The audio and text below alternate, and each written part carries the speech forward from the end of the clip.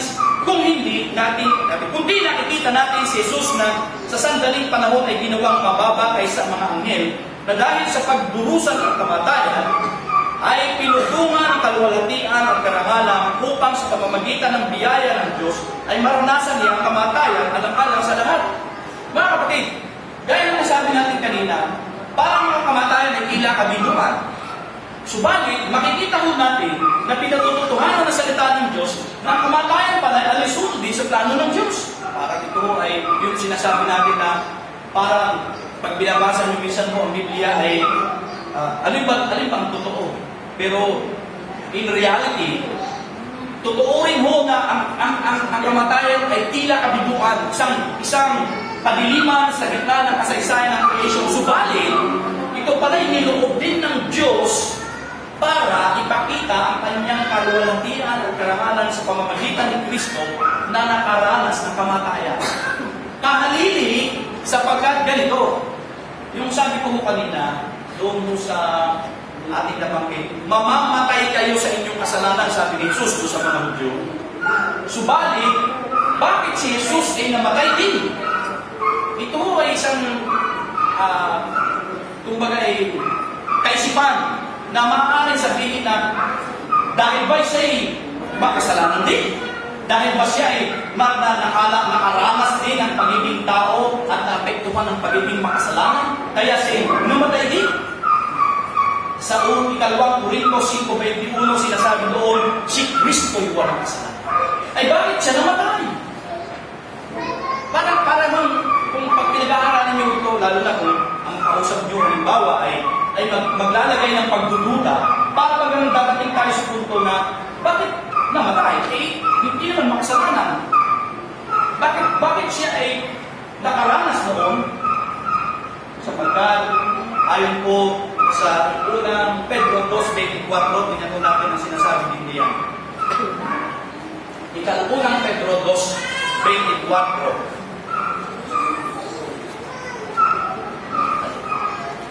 First Peter chapter 2, verse 24. Siyang mismo, sino ang itinutukoy? Si Jesus, ang nagdala ng ating mga kasalanan sa kanyang katawan sa punong kahoy upang kayo'y mamatay sa mga kasalanan at mabuhay sa katuwiran dahil sa kanyang mga sugat kayo ay umaling. Sipin niyo po yun. Si Jesus mismo ang nagdala para bagang hindi siya mamamatay dahil wala siyang kasalanan, pero namatay pa rin siya kasi kinuha niya ang ating mga kasalanan upang, ang sabi ko doon, siya niyang maging dahilan ng kanyang kamatayan, at ang sabi ko dito, upang tayo'y mamatay. Ang kahulugan na noon sa kamatayan natin sa kasalanan ay sapagkat kinuha ni Kristo ang para sa atin. Yun ang kapalit. Mga kapatid, napakabigat na na teolohiya mo ito. Ito ho ay hindi pwedeng matanggap ng mga Muslim. Hindi ito pwedeng tanggapin iba't ibang uri ng relihiyon sapagkat ang iba ay hindi naniniwala na ang isang Diyos ay mamamatay sa kasalanan ng tao. Pero tayo, tinatanggap natin ang realidad na namatay ang ating Diyos para sa ating kasalanan. Ha? Namatay ang Diyos mo para sa kasalanan mo? Oo! Dahil kung hindi Diyos ang mamamatay sa kapalit ko, hindi ako maliligtas. Hindi pwedeng tao lang ang mamatay. At ang ibig sabihin, kung si Jesus ay katulad ng tinuturo ng iba, tao lang si Kristo, tao lang si Kristo. Kung tao lang si Kristo, hindi niya tayo maililigtas. Pero dahil siya Diyos at niloob na ng Diyos Ama na siya'y mamatay, nagkaroon ho ng tunay na kanubusan o katubusan ang ating mga kasalanan. Imagine mo ninyo, mga kapatid, yun hong kahalagahan ng kanyang paghalili. Ito ho ay, ito yung tinatawag natin sa theology na substitutional atonement. Ibig sabihin, inuha niya yung dapat ay para sa atin, para tayo matakduban, tayo yung makalusok doon, kumbaga yung magkaroon ng access na bumalik sa Diyos. Pero ang nakaranas ng tindi ng hirap ay ang ating tagapagligtas. Substitutionary atonement. Ibig sabihin noon, inaako yun ni Kristo, hindi ho yung napilitan. Yun ho ay talagang pinagkasunduan na nila ng ating Trinity, Ama, Anak at Espiritu Santo, na talagang gagawin yun ni Kristo sapagkat yun lang ang paraan para tayo'y maligtas. Kaya pwede natin sabihin ang katotohanan, walang ibang kaligtasan sa anumang relihiyon. Yan, makikita ko sa video. Makita ninyo. Walang kaligtasan sa anumang relihiyon. Sa buong mundo, sa buong sangsinuko, na inihiwalay mo sa ginawa ni Kristong substitutionary atonement for the sinners. No one can be saved without the death of Christ. So hindi pwedeng sabihin ng iba na, well, ay ganito. Hindi pwede yan. Ang Diyos na lumikha sa atin ay niloob na magkatawang tao, ang bugdong na anak, upang sa pamamagitan ng kanyang pagkakatawang tao, ang layunin noon ay akuin ang dapat na maging kaparusahan ng bawat isa sa ating mamamatay sa ating kasalanan. Now, iba na ho ang paulugan nung sinabi sa 1 Peter chapter 2, verse 24. Mamamatay kayo sa inyong kasalanan kasi kinuha na ni Kristo ang parusa, kaya tayo na ay namatay na sa kasalanan at mabubuhay na daw para sa gabi. Napakaganda. Ang lalim. Kumbaga parang kung uunawain mo ito, sasabihin mo, naku, napakalaking bagay ang ginawa ng Diyos, walang katulad. Pinalitan ng yung kaparusahan ng katuwiran, at ngayon, tiyak natin na pag tayo kinuha ng Panginoon dito sa mundo, mag-i-enjoy na tayo kasama niya, magpakailan-kailan wala ng katapusan. Kaya yun, mga magulang at mga kapatid, ang realidad kung bakit napakahalaga ng pagpalit o paghalili ni Kristo sa ating katayuan. Ganito po ang sabi sa ikalunang Pedro 3:18, sapagkat si Kristo na walang kasalanan ay namatay ng minsan para sa inyo na mga makasalanan. Tingnan mo pagbibigay ng diin, walang kasalanan para sa mga makasalanan upang iharap kayo sa Diyos. Siya'y namatay ayon sa laman at muling binuhay ayon sa Espiritu. Ang walang kasalanan para sa mga makasalanan. Yan po ang bayani. Yung bagang ibubuwis mo ang buhay mo kapalit ng mga pwede mong sabihin undeserving. Ay ngayon mo, di na mo ito puso. Kumbaga parang laging iisipin ng tao na, aba, ay bakit ako magpasok sa sakripisyo sa tao niya? Hindi ako papaya. Kumbaga dapat siyang magsakripisyo, hindi ako. Kumbaga sa kalagayan ko ito, dapat siyang mahirapan, hindi ako. Ang kaisipan mo ng mga taong makakagawa lamang ito ay yung may tunay na sinasabi ng saloobin ng pagpapahalaga sa interes ng iba kaysa sa sarili niyang interes. Hindi na ho ito uso ngayon. Salamat dahil sa biyaya na naman ng Panginoong Jesucristo na magagawa natin ito para sa ibang tao, na magsakripisyo tayo kapalit ng kapakanan ng iba. Para sa atin, lagi tayong, kung makakalamang pa nga, laging yun ang gusto natin. Pero hindi po yun ang turo aral ng Panginoon sa atin. Pangalawa, na gusto natin makita yung pagiging subduer. Ginawa ko lamang po itong letter S, conqueror ko ang ibig sabihin yan, para lang maging sabihin natin magkaroon ng alliteration, daling tandaan. Pero conqueror. Ang kasalanan ng nagbunga ng kamatayan ang pinakapangit na larawan ng isang pinagkagaya ng ating sinabi. Doon po sa ating binasa na bahagi sa chapter 2 ng Hebreo, sa chapter verse 14, ay nakalagay po ito. Ang sabi ko dito sa verse 14, kaya naman ang mga anak ay nakibahagi sa laman ng dugo, siya man ay nakibahagi rin sa mga bagay na ito upang sa pamamagitan ng kamatayan ay kanyang mapuksa ang may kapangyarihan sa kamatayan, sa makatuwid ay ang diablo. So makikita ko natin dito na yung kalagayan mo ng pagtatagumpay ng ating Panginoong Jesucristo ay mayroong kadahilanan dahil doon sa tinatawag nating kalagayan ng tao pagdating sa isyu ng kamatayan. Dahil ang sinasabi nga ho dito ay upang sa pamamagitan ng kamatayan ay kanyang mapuksa o kanyang sirain o wasakin ang may kapangyarihan sa kamatayan. Parang ipinakikita ko kasi dito na yung larawan o picture ng death nakadipit po yan kay Satanas. Di ba sabi mo ng Panginoong Jesucristo sa Juan 8, kayo'y sa inyong amang diablo. At ano sabi niya? Nasa simula pa ano ang kalagayan ni Satanas? Murderer, mamamatay tao. So si Satanas hindi life giver, hindi mo siya nagbibigay ng buhay. Siya po ay murderer, mamamatay.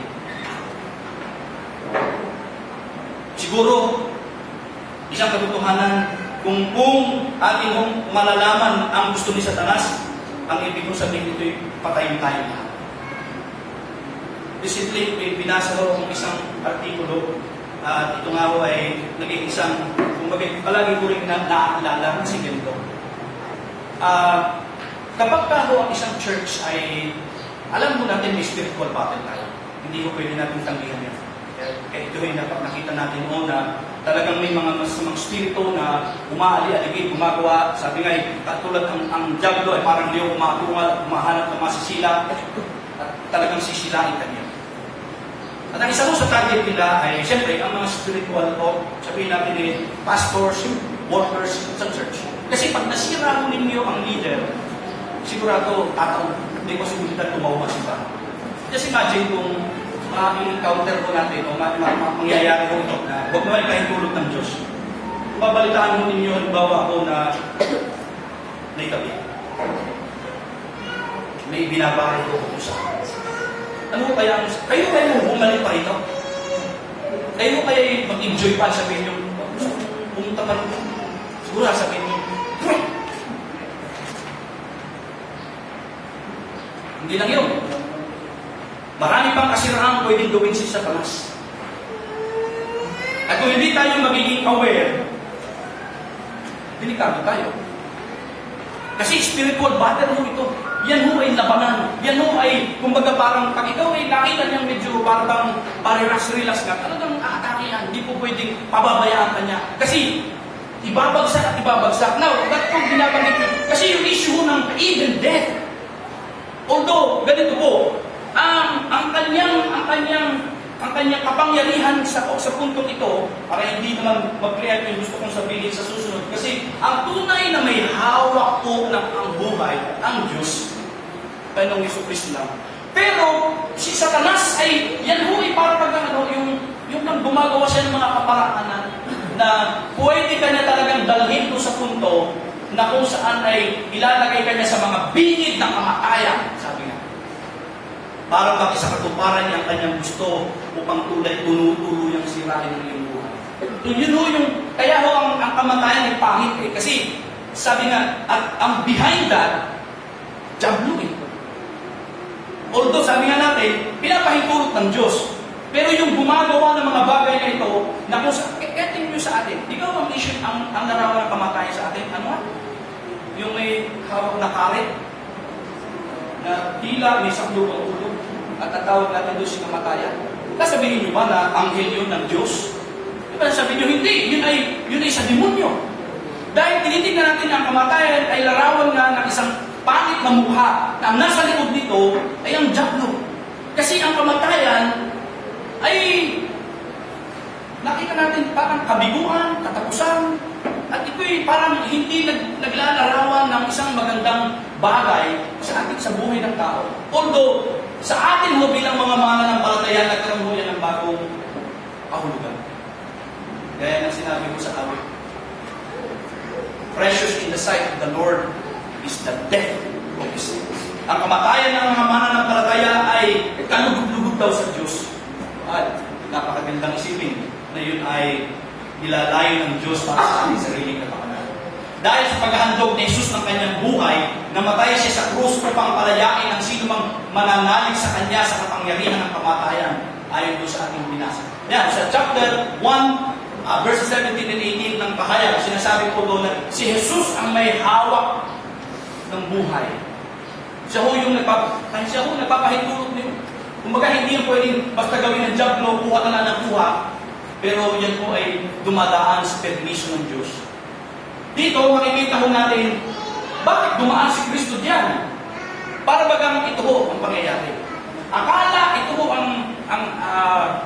sa totoo, ganito ho yung parang ipakikita natin larawan. Akala ho ni Satanas, nung si Kristo ay mamatay sa krus, sabi niya, panalo ako. Remember, hindi ho alam ni si Satanas ho, hindi all-knowing. Ang iniisip niya lang ho ay pigilin ang paglaganap ng paghahari ng Diyos. Ang magandang plano ng Diyos ay pigilin. So, noong gumawa siya ng scheme o paraan para masupit ang Panginoong Jesucristo, inaakala ni Satanas na ito yung paraan para tapusin na ang Kristiyanismo. So, nung si Kristo ay nakabayubay sa krus, siyempre, siya ang kumahalakal. Pero hindi niya alam, nauuto lang kung tutusin siya. Nauuto siya ng sarili niyang maling pananaw dahil ang inaakala niyang magagapi ng kamatayan, mas higit pala ang kapangyarihan kaysa sa kanya na sinasabing humahawak sa kapangyarihan ng kamatayan. Di ba sabi ko sa Mateo ay I will build my church and the gates of Hades or the gates of hell shall not prevail against it. So, ipinakikita ho dito na ang paghandog ni Kristo ng kanyang buhay doon sa krus ay isang kahulugan ng pagpapalaya. Ito ho ay freedom. Kaya sabi natin, victory. Conqueror siya eh. Kasi doon ho sa kanyang kamatayan, bagamat yung parang picture na yun ho, ay siyempre, sabi nga natin, kamatayan, kabiguan. Pero alam natin na hindi naman ho natapos yun doon. Kasi kung hindi naman nabuhay si Kristo muli, ay di, kabiguan nga. Dahil ang kasunod ho niyan, ang muling pagkabuhay ni Jesus ang katuwang ng kanyang kamatayan. Ayon sa John chapter 10, 17 and 18. Yun ho ang katuwang. Yun ho ang death and then resurrection. Ibig sabihin, hindi napigil ng diablo si Kristo sa kamatayan sapagkat siya ay higit na may kapangyarihan dito. So sa diwa po ito, mga kapatid, ano ho ang kahulugan nito para doon sa sinasabing upang mapalaya, upang mabigyan tayo ng tinatawag kong kalakasan ng loob na huwag matakot sa kamatayan. Kasi ang kamatayan mo talaga nakakatakot po yan. Pag pinag-uusapan, lalo na pagka ikaw ay may sakit na, o talagang ikaw ay alam mong, kahit na wala, yung simpleng, naalala ko nung, yung mga nagtatravel sa atin, yung simpleng gano'n, yung ikaw ay kahit na nasa salog ka ng bahay, pwede may mangyari hindi maganda. Naalala ko minsan nung ako nasa Maynila na sinaktan ko ng dibdib. Matinding sakit, ang pain.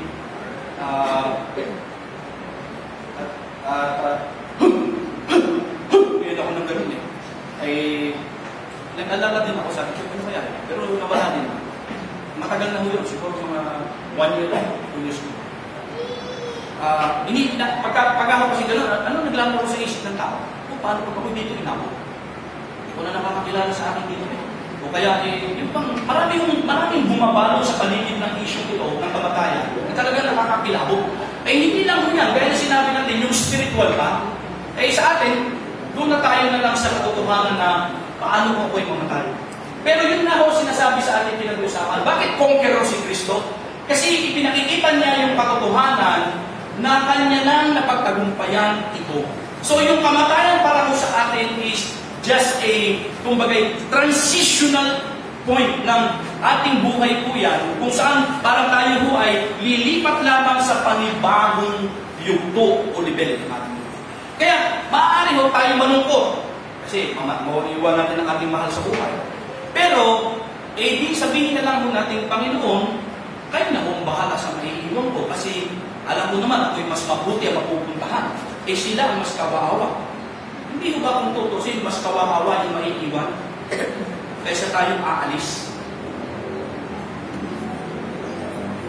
So mga kapatid, yun ho ang realidad nung kaya sinasabi dito, upang tayo na mga natatakot, yung mga may takot sa kamatayan, ay mapagtagumpayan yung takot na iyon sa katotohanan, kasi hindi ho tayo pwedeng manatiling patay. Hindi, yun po ang realidad dun eh. Yung kamatayan, yung transitional point na yun, pag alis sa isang lugar, oo, mamamatay ka, yung physical mo ay matitigil, ang paghinga, mabubulok na, pero yung spirito ay buhay. At ito'y pipiling sa Panginoon hanggang sa isang araw, napapalitan ng bagong katawan. So, talagang mag-aalis mo yun ng takot. Yun po ang magpapabigay sa atin ng kapanatagan.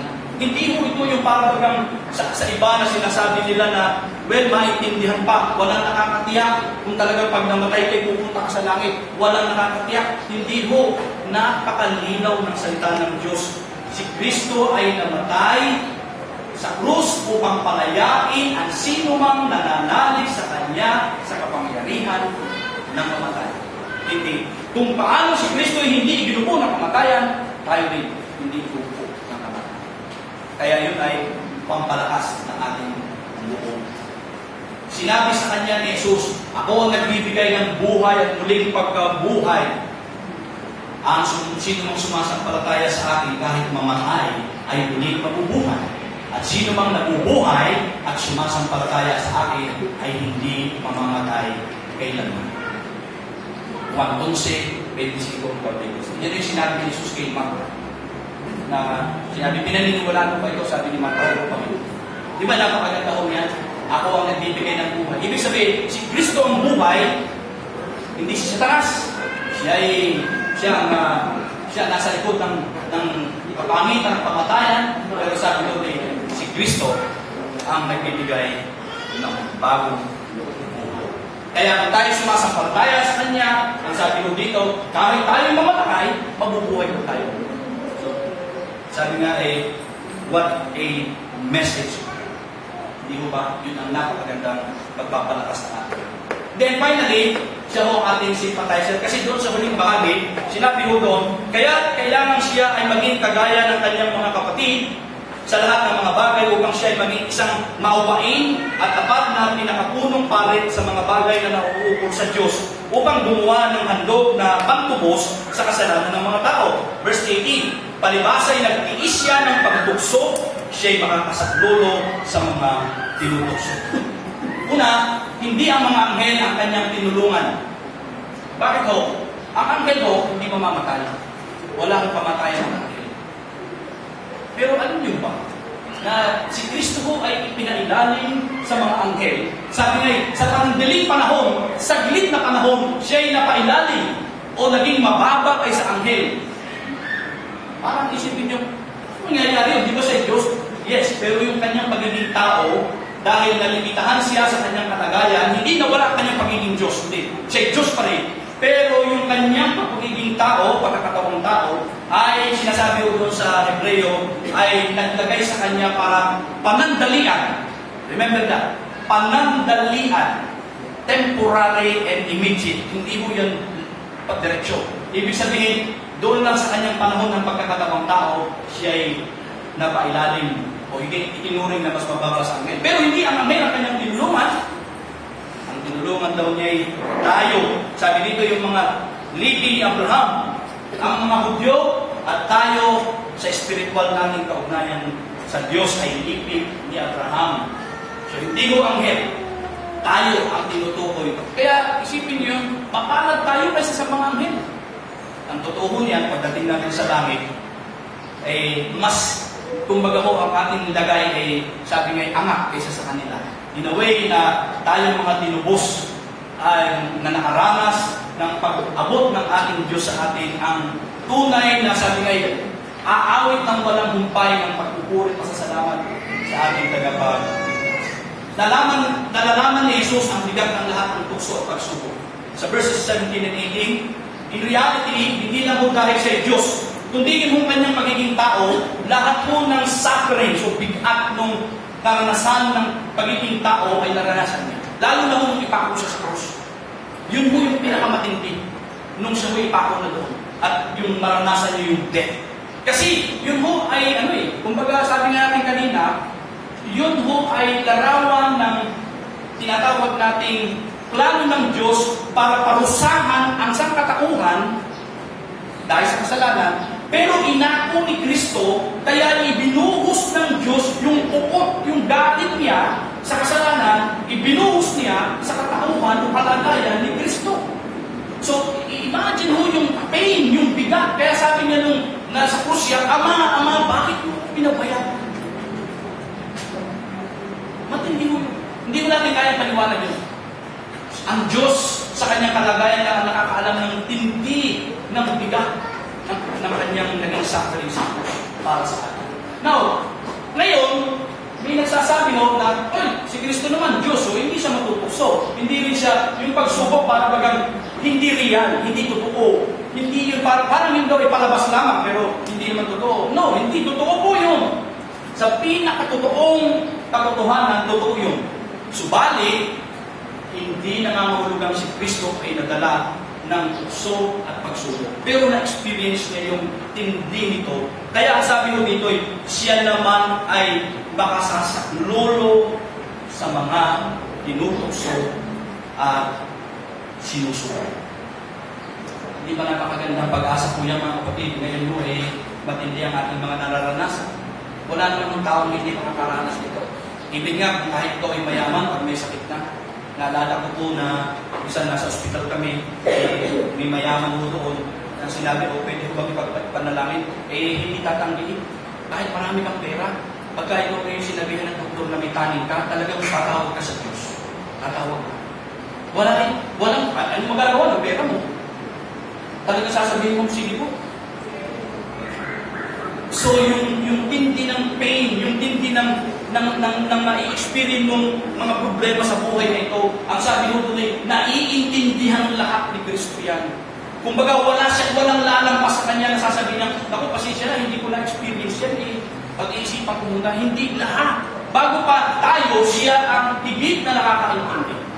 Para sa atin kung itong mapakanan. Hindi lamang ang halimbawa ni Jesus sa ating kalakasan sa panahon ng tukso at pagsubok, kundi higit sa lahat ay kanyang biyaya sa atin para magtagumpay. Sabi sa Hebrews chapter 4, 14-16, sabi, lumapit tayo sa trono ng Diyos sapagkat siya'y naghihintay upang kanyang ipagkaloob ang kanyang biyayang sapat at ganap upang tayo magtagumpay. Tapos, nag-discuss po kami. Sabi ko, sabi ko sa mga estudyante, bakit hindi natin pwedeng sabihin, pag tayo may nangyayari sa atin na bagay o nagagawa, sasabihin natin, pasensya na, tao lang. Yan lang kumuna sila. Pwede ba yun na maging excuse? Sabi nila, Sir, o pastor, hindi. Bakit?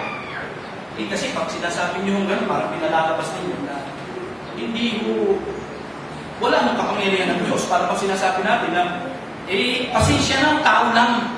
Para bang lang sinasabi mo na, kahit anong ginagawa ko, pasensya na, tao lang. Kung nasaktan kita, tao lang ako. Kung nasabihan kita ng masama, tao lang ako. Kung na-chismis kita, tao lang ako.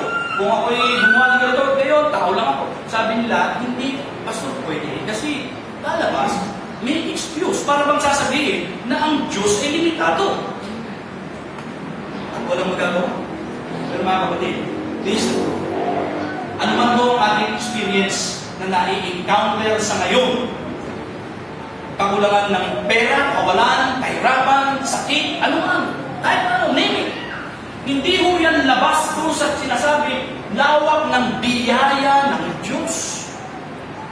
Kasi siya ho yung makakasimpatya eh. Ang tao ho, ang simpatya niyan, yan ho ay limitado. Napaka-limited. Ang tao nga, sumisimpatya lang pagkakamag-anak ka, o sabihin natin, may utang na loob sa iyo, o sabihin natin, naging malapit sa iyo, ganun lang yan. Actually, maganda nga yung pinanggit kanina, ang ating buong koinonia, dapat ito ay isang larawan o simbolo ng tunay na simpatya. Kasi minsan, halimbawa, namatayan tayo, wala naman ibang sumisipot. Pag hindi ka kilala ng ibang kapatid, parang sinasabi lang na, hindi mo naman masyadong ka-close yan. Ha? Pupuntahan mo lang yung ka-close mo. E paano pag natin sa langit? Hindi mo rin siya gustong katabi, hindi mo siya ka-close. Hindi na pwede. So parang bang ang dating eh, yung sympathy, ibibigay mo lang, gusto mong bigyan. Pero kung ayaw mong bigyan yan, wala kang pakialam. Okay lang, tao lang eh. Pero yun nga ang gusto kong sabihin, salamat sapagat meron tayong Diyos na nagkatawang tao, nasisimpatya sa atin, iwanan ka man ng lahat, nandiyan siya. Pwede kang umiyak sa harapan niya at sabihin mo, Panginoon, nag-iisa na lang po. At sasabihin niya sa iyo, hindi ka nag-iisa. Kasama mo. Yun mo siguro pinaka-best na pwede natin sabihin para masabing masumpuan natin yung inaawit natin na ikaw ang kaibigan ko na hindi nagbabago sa mga pagluha ko naroon balikat mo. That's the reality ng kanyang pagiging sympathizer. Hindi siya yung namimili kung sino lang ang gusto niyang simpatiyahan. Siya ang ating Panginoon. Salamat sa kanyang pangalan. Sa pamamagitan ng pagtitiis siya ay ginawang ganap ng Diyos at nang sa gayon ay makapagdala siya ng maraming tao patungo sa kalwalatian. Ito'y dapat lamang gawin ng Diyos na lumikha at nangangalaga sa lahat ng bagay sapagkat si Jesus ang tagapanguna ng kanilang kaligtasan. Ang tinutukoy po diyan ay mga mananampalataya. Siya ho yung ating kapatid, ating panganay na tinutukoy sa Hebreo na tagapanguna ng ating kaligtasan. So walang makakakuha niyan kapag tayo kasama natin dahil sa ating pananampalataya, dahil sa biyaya at awa ng Diyos. So yun po ang katotohanan. 1876 Creeds of Christendom. Ito yung parang sinasabi natin, credo. Yung parang sumasampalataya ako sa isang Diyos. So ito yung isang credo ng 1876 na mananampalataya, iba't ibang denominasyon. May tanong doon, what is thy only comfort in life and death? Ito ang sagot, that I, with body and soul, both in life and in death, am not my own, but belong to my faithful Savior, Jesus Christ, who with His precious blood has fully satisfied for all my sins and redeemed me from all the power of the devil. And so preserves me that without the will of my Father in heaven, not a hair can fall from my head, yet that all things must work together for my salvation. Wherefore, by His Holy Spirit, He also assures me of eternal life and makes me heartily willing and ready henceforth to live unto Him. As edited by William Scott. Mga kapatid, yan po ay isang para bang support lang sa sinasabi na ng Biblia, isang credo noong 1876 na tinayuan ng ating mga naunang mananampalataya, dumaan sa matinding paghihirap. Iba, kung tutuusin mo, mas umalwang po ang ating buhay in a way, kasi sa modernismo, umuunlad ang bayan at nagkakaroon ng mga bagay na nagsisilbing kaligayahan natin. Noong daw una, mga 18th and then 19th century, pag may mga sakit, nagkakaroon mo ng malawakang tinatawag natin epidemya at ito ay isang trahedya na marami ang namamatay. Tuberculosis noon, polio, wala pang gamot. Pero ngayon meron ng lahat. Although may mga bagong sakit na lumabas. Kaya kung tutusin yung hirap na dinarasan ng ibang mga nauna sa ating mga kapatiran, bukod pa doon sa hindi ng pag-uusik, mga kapatid, masasabi natin ang isang katotohanan. Nalampasan nila ito dahil sa biyaya ng Panginoon. At tayo gayon din. And finally, sa akin po pagkatapos, be prepared. Be prepared. Bakit? Dahil ito ay sa Amerika. Yan po ay nung nagkaroon ng shoot-out sa isang paaralan sa Amerika, sa Oregon. Wala ko recently. Marami yung ilan nung namatay. So, kaya nung nangyayari kasi po. Pero, ginamit ko lang po ito just to illustrate yung gusto nating point ng mga nangyayari sa ating kapanahonan. So, pero nung ang nakalagay ng talata doon na ito, upang hindi manghina ang sinuman sa inyo dahil sa mga pag-uusik. Alam ninyo ang pag-uusik ay bahagi ng kalooban ng Diyos para sa atin. Ipinagbaon na namin sa inyo noong naririyan pa kami na tayo ay uusigin at gayon nga ang mangyayari sa tulad ng alam ninyo. 1 Thessalonians chapter 3 verses 3 and 4. Mga kapatid, let us prepare ourselves. Tayo po'y makakaranas ng pag-uusik. Wala pong eksemplo. Ihanda ninyo ang inyong mga sarili, darating ko ang panahon kung hanggat buhay tayo. Salamat kung mauuna tayo at hindi natin mararanasan ang tindi ng pag-uusik. Pero dapat makakaranas po tayo nito. Magkakaroon po tayo ng panahon na makikita po natin ang tindi ng paghabol ng mga taong hindi naniniwala kay Kristo para tayo saktan, para tayo mahirapan, o kaya tayong patayin. Ito'y papahintulot ng Diyos. Kaya sabi ko nga, be prepared. Pero, gaya ng ating sinabi, the death that brings victory, we can only find out through our Savior and Lord Jesus Christ. So mga kapatid, huwag tayong magkalala. Kahit ano man ang dulo. Maging handa lang tayo at lakasan natin ang ating loob pananampalataya kay Kristo. Let us pray. O takin na natin Diyos kami.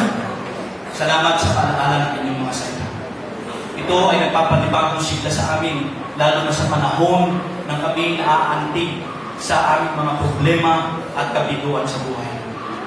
Panginoon, hindi namin ikakaila ang katotohanan na minsan tila humihina din ho ang aming pag-asa. Kapag na-experience namin ang mga sinasabi ng ibang tao o kami man sa aming sarili ay tila nadadala ng agos ng mundong ito, Panginoon, pinanghihinaan din kami ng loob. Nag-aanap kami ng sagot, pero minsan wala kaming makita para wala kaming iniintay. Subalit, narito ang iyong mga salita. Totoo noon, totoo ngayon, at totoo hanggang sa darating at hindi magbabago. Huwag nawang mangyari na makaligtaan namin ang mga pangako ito. Na ang kamatayan ng Panginoong Hesukristo at muling pagkabuhay ang aming pag-asa upang matapos ng lahat ang aming agam-agam tungkol sa kabatayan at sa kabilang buhay. Ano man ang aming nararanasan ngayon, nariyan ka bilang aming punong saserdote na mamag-ita. Siyang aming gumagawa upang maabot ang aming kalagayan, gaano man kahigpit o kabigat ito. Salamat sa katawang sa kalagayan ng Panginoong Jesucristo na siya'y magkatawang tao sapagkat naranasan niya ang lahat ng hirap, subalit nalagpasan niya ito alang-alang sa atin. Dahil dito, Panginoon, tulungan mo rin kami na huwag isa-isip ang sarili lang naming interes, kundi higit sa lahat ay ang kapakanan ng iyong kaharian at ang kapakanan ng interes ng iba para sa iyong kalawatian. Salamat sa tagumpay na kaloob. Ito po ang aming panalangin sa pangalan ni Jesus.